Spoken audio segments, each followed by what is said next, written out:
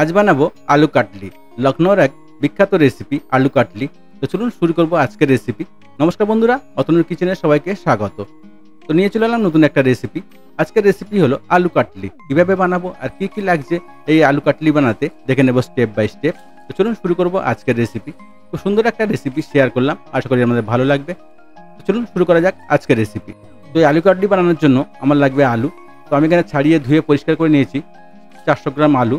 এবার একটু মোটা মোটা করে এরকমভাবে কেটে নিতে হবে। দেখুন এমনভাবে কেটে রেডি করে নেবো আলুগুলোকে। একটু মোটা মোটা কেটে নিতে হবে, খুব পাতলা না আর খুব মোটা হবে না, মিডিয়াম সাইজের এরকম কেটে নিয়ে রেডি করে নেব। তো এবারে আলুগুলো কাটা হয়ে গেছে বন্ধুরা। এবারে এটাকে ধুয়ে পরিষ্কার করে নেব। কাটার পরে আলুটা একটু ভালো করে ধুয়ে নিতে হবে, কারণ আলুর যে সাদা মাড়টা থাকে মাড়টা যেন বেরিয়ে যায় পুরোটা। এবারে আমি এটাকে ধোয়া হয়ে গেছে, এটাকে আমি ছাঁকনিতে রেখে দেবো জল শুকানোর জন্য। এখানে একটা কড়াই নিয়েছি, আর দিয়েছি লঙ্কা, শুকনো লঙ্কা 5 খানা, আর দিয়ে দেবো 2 টেবিল চামচ জিরা। একটু ভালো করে শুকনো খোলায় এটাকে ভেজে নেব। ভালো করে এটাকে ফ্রাই করে নিয়ে তারপর এটাকে আমি একটা পেস্ট বানিয়ে নেব, যেটা আমি পরে আলু কাটলিতে ব্যবহার করব। দেখুন এটা ভালো করে ফ্রাই করে নিয়েছি। এটা একটু ঠান্ডা হয়ে গেলে এটাকে আমি হামনদিস্তাতে একটু গুঁড়ো করে নেব। হালকা গুঁড়ো করে, বেশি একদম পাউডার করে নেব না, হালকা গুঁড়ো করে নেব। আপনি চাইলে মিক্সিতেও একবার দুবার ঘুরিয়ে নিয়ে রেডি করে নিতে পারেন। তো আমি কড়াইতে তেল দিয়েছি। তো তেলটা গরম হয়ে গেলে আমি যে আলুগুলো কেটে রেখেছিলাম সেগুলোকে এখানে ফ্রাই করে নেব। দেখুন একটু বেশি তেল দিয়ে এটাকে একটু ক্রিস্পি করে ফ্রাই করে নিতে হবে। আপনি কাঁচাও বানাতে পারেন। তো ফ্রাই করলে কী হবে, টেস্টটা খুব সুন্দর হবে আর খেতেও দারুণ লাগবে, দেখতেও সুন্দর লাগবে, একটা আলু ভাঙবে না। তো ভালো করে এটাকে আমি ফ্রাই করে নেব। দেখুন এমনভাবে একটু কালার এসে গেলে তারপর এটাকে আমি তুলে নেব। আলুটা আমার ফ্রাই হয়ে গেছে। এবার এটাকে আমি কড়া থেকে তুলে নেব, ছাঁকনি করে এটা তুলে নেব। আর এখানে নিয়েছি পেঁয়াজ, এখানে একখানা পেঁয়াজ নিয়েছি। পেঁয়াজটাকে ভালো করে চপিং করে নিতে হবে বন্ধুরা। দেখুন এমনভাবে ছোটো ছোটো করে ভালো করে ফাইন চপ করে নিতে হবে পেঁয়াজটা। তেমনভাবে ভালো করে চপ করে নেবেন। দেখুন এমনভাবে একদম ফাইন চপ করে নেব। আর নিয়েছি এখানে কাঁচা লঙ্কা। তো আমি এখানে 3 খানা কাঁচা লঙ্কা নিয়েছি। লঙ্কাটা আপনারা যেমন খাবেন তেমন দিয়ে দেবেন। তো 3 খানা কাঁচা লঙ্কা লম্বা লম্বা করে এরকমভাবে কেটে নিতে হবে। দেখুন এমনভাবে লঙ্কাগুলোকে কেটে নেব। আর নিয়েছি একখানা টমেটো। টমেটোটাকে আমি একটু মোটা মোটা করে আলুর মতো মোটা মোটা করে কেটে রেডি করে নেব। এবারে আমরা বানিয়ে নেব আলু কাটলির মশলা।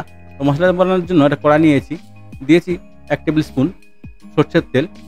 তেলটা একটু গরম হয়ে গেলে তারপরে এখানে দিয়ে দেবো 1/2 টিস্পুন গোটা জিরে। তো গোটা জিরেটা একটু ফ্রাই হয়ে গেলে তারপর দিয়ে দেবো 1/2 টিস্পুন এখানে হিং। হিংটা অবশ্যই দেবেন। হিংটা দিলে কী হবে, কাটলিটা খেতে খুব টেস্টি হবে, আলুটা খেতে খুব টেস্টি হবে। তো ফ্রাই করে নিয়ে এখানে দিয়ে দেবো পেঁয়াজ, চপিং করে নিয়েছিলাম পেঁয়াজটা, আর এখানে দিয়ে দেবো কাঁচা লঙ্কা, দিয়ে ভালো করে একটু ফ্রাই করে নিতে হবে। পেঁয়াজ আর কাঁচা লঙ্কাটা ভালো করে একটু ফ্রাই করে নিতে হবে। দেখুন এমনভাবে একটু কালার চলে এলে তারপরে এখানে আমি দিয়ে দেবো মশলা। তো একটু কালার যতক্ষণ না আসে ততক্ষণ একটু ফ্রাই করে নেব। তো দিয়েছি এখানে হলুদ পাউডার 1/2 টিস্পুন, কাশ্মীরি লঙ্কা পাউডার 1 টিস্পুন, আর দিয়েছি লবণ স্বাদ মতো। তো দিয়ে ভালো করে এটাকে ফ্রাই করে নেব। তো একটু ভালো করে ফ্রাই করা হয়ে গেলে তারপরে এখানে দিয়ে দেবো যে কেটে রেখেছিলাম টমেটোগুলো। তো টমেটোগুলো এখানে আমি দিয়ে দেবো, দিয়ে ভালো করে এটাকে আরও 3 থেকে 4 মিনিট আমি ফ্রাই করে নেব। টমেটোটা খুব একদম গলিয়ে ফ্রাই করব না, হালকা একটু নরম হয়ে গেলে তারপরে আমি এখানে দিয়ে দেবো যে আলুগুলো ফ্রাই করে রেখেছিলাম সেগুলোকে দিয়ে সবগুলোকে একসঙ্গে ভালো করে মিশিয়ে নেব। দেখুন এমনভাবে। খুব সুন্দর একটা রেসিপি বন্ধুরা শেয়ার করলাম, আশা করি আমাদের ভালো লাগবে। আমার রেসিপিটা যদি আপনাদের ভালো লাগে তো চ্যানেলটাকে লাইক, শেয়ার, সাবস্ক্রাইব করতে ভুলবেন না। অবশ্যই বাড়িতে ট্রাই করবেন, আর যদি বাড়িতে ট্রাই করেন কমেন্টে জানাতে ভুলবেন না রেসিপিটা আপনার কেমন লেগেছে। তো বন্ধুরা এটা ভালো করে একটু মশলাগুলো সবসঙ্গে আলুর সঙ্গে ভালো করে মিশিয়ে নিতে হবে। তারপরে এখানে দিয়ে দেবো যে ভাজা মশলাটা আমরা রেডি করেছিলাম সেটাকে এখানে দিয়ে দেবো। ভাজা মশলাটা খুব একদম পাউডার করবো না, পাউডার করা হয়নি, দেখুন একটু গোটা গোটা আছে। তো এরকম গোটা গোটা থাকলে খেতেও টেস্টি লাগবে। তো এরকম গোটা গোটা একদম পাউডার বানাবেন না, একটু গোটা গোটা এটাকে হামনদিস্তা হোক বা মিক্সার মেশিনে হোক এটাকে গুঁড়ো করে নেবেন। তারপরে এখানে দিয়ে দিয়েছি ধনিয়া পাতা, দিয়ে ভালো করে একটু নেড়ে ছেড়ে এটাকে আমি নামিয়ে নেব। আমরা আলু কাটলি রেডি হয়ে গেছে বন্ধুরা। তো অবশ্যই কমেন্টে জানাতে ভুলবেন না রেসিপিটা আপনাদের কেমন লেগেছে। তো পুরো ভিডিওটা দেখার জন্য বন্ধুরা ধন্যবাদ সবাইকে। ভালো থাকবেন, সুস্থ থাকবেন, আবার দেখা হবে নেক্সট ভিডিওতে। আর নতুন নতুন রেসিপি দেখতে চাইলে অবশ্যই কমেন্ট করে জানান, সেই সব রেসিপি আমি বানিয়ে দেখাবো আপনাদেরকে। দেখুন কত সুন্দর হয়েছে, খেতেও খুব টেস্টি হবে। এটা আমি ভাত, গরম ভাতের সাথে বলুন, রুটি, পরোটা সবার সাথে এটাকে আপনি খেতে পারেন। খুব টেস্টি। অবশ্যই বাড়িতে ট্রাই করবেন। আর যদি বাড়িতে ট্রাই করেন, কমেন্ট করতে ভুলবেন না রেসিপিটা আপনার কেমন লাগলো। আমার রেসিপিটা যদি আপনাদের ভালো লাগে তো চ্যানেলটাকে লাইক, শেয়ার, সাবস্ক্রাইব করতে ভুলবেন না।